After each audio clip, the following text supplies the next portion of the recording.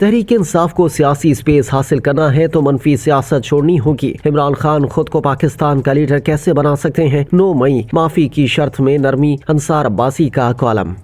فوج کے ترجمان کی طرف سے پریس کانفرنس میں ایک بار پھر تحریک انصاف اور عمران خان کا نام لیے بغیر ان کی انتشار طرز سیاست کو سختی سے رد کیا گیا، لیکن اس کے ساتھ ساتھ حکومت اور PTI کے درمیان شروع ہونے والے مذاکرات کو مثبت اقدام کے طور پر لیا گیا۔ بہت سے سننے والوں کے لیے یہ پریس کانفرنس تحریک انصاف کے لیے سخت تھی اور فوج کی اس سوچ کی عکاسی کرتی تھی جو پہلے سے تحریک انصاف اور عمران خان کے حوالے سے پائی جاتی ہے۔ لیکن میری ذاتی رائے میں اگر فوج کے ترجمان کے اس بیان کا موازنہ ان کے اسی سال مئی میں دیے جانے والے بیان سے کیا جائے تو اسٹیبلشمنٹ کی تحریک انصاف سے متعلق پالیسی میں کچھ نرمی نظر آتی ہے۔ اپنے ماضی کے بیان میں فوج کے ترجمان نے ایک سوال کے جواب میں کہا تھا کہ فوج کے لیے تمام سیاسی جماعتیں قابل احترام ہیں، لیکن اگر کوئی سیاسی جماعت اپنی ہی فوج پر حملہ کرتی ہے تو اس سے کون بات کرے گا؟ انہوں نے کچھ ایسے کہا تھا کہ 9 مئی کرنے اور کروانے والوں کو سزا دینی پڑے گی، انتشاری ٹولے سے کوئی بات چیت نہیں ہوگی۔ سیاسی انتشاری ٹولے کے پاس صرف ایک ہی راستہ ہے کہ صدقے دل سے معافی مانگے، نفرت اور انتشار کی سیاست چھوڑنے کا وعدہ کرے، جبکہ بات چیت فوج سے نہیں بلکہ سیاسی جماعتوں کے درمیان ہی ہوگی۔ اپنی پریس کانفرنس میں فوج کے ترجمان نے تحریک انصاف کی انتشاری سیاست پر بات کی۔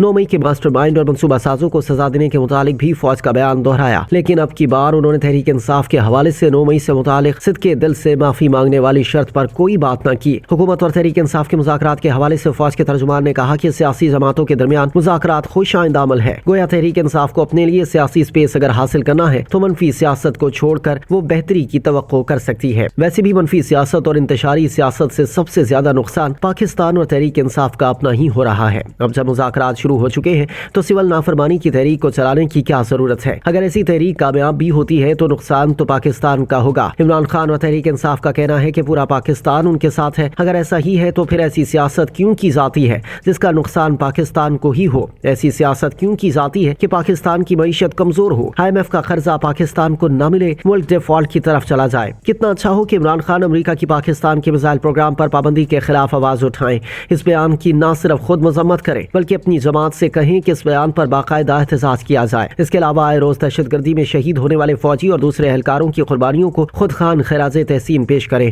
اور اپنے رہنماؤں سے کہیں کہ ان شہیدوں کے خاندانوں کے افراد کے پاس جائیں اور انہیں عمران خان کی طرف سے تسلی دے۔ سول نافرمانی کی بجائے بیرون ملک پاکستانیوں سے اپیل کریں کہ وہ اپنی ترسیلات زر کو روکنے کی بجائے پاکستان کو خوب ڈالرز بھیجیں تاکہ پاکستان خوشحال ہو۔ امریکہ سمیت بیرون ملک سے پاکستان کے اندرونی معاملات پر مداخلت کرنے والوں کی مذمت کریں، چاہے اس مداخلت کا فائدہ عمران خان کو ہی کیوں نہ ہو۔ ایسے عمران خان ہی خود کو پاکستان کا لیڈر بنا سکتے ہیں۔